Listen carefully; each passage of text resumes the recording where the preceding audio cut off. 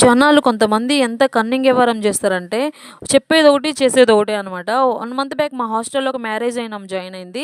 ఒక్కదాన్నే అని చెప్పి ఫీజు కట్టింది. తర్వాత ఒక వారానికి 2 పిల్లల్ని తీసుకొచ్చి పెట్టింది. ఆ తర్వాత ఒక కుటుంబానికి సరిపడా లగేజ్‌ని తీసుకొచ్చి పెట్టింది మాకు తెలియకుండా. ఇంక నేను ఆ లగేజ్ చూసి, చదువుకుండే పిల్లలుండే హాస్టల్‌లో ఇలా చిన్న పిల్లలు, లగేజ్ అంతా డిస్టర్బెన్స్, మీరు వెకేట్ చేయండి, ఏం అవసరం లేదని చెప్తే, తర్వాత రోజు ఆ పిల్లలిద్దరిని ఎక్కడో పెట్టేసొచ్చి, మళ్ళీ మరుసటి రోజు ఆమె కూడా వెళ్ళిపోయింది. ఇంకా ఆ లగేజ్ అంతా రూమ్‌లో చెత్త చెత్త అవుతుందని జెప్పేసి నిన్ననే ఆ లగేజ్ అంతా వేరే ఖాళీ రూమ్‌లోకి షిఫ్ట్ చేసినా.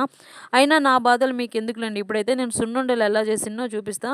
ముందు ఒక కేజీ పొట్టు మినపబెల్లు బాగా ఏయించుకొని పక్కన చల్లారబెట్టుకోవాలి.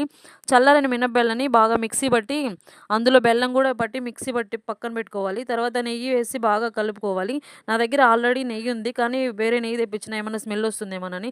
సున్నుండలైతే సూపర్ టేస్ట్ వచ్చినియి. ఇవి మా చెల్లికి పంపిద్దామని చేసినా. వీడియో నచ్చితే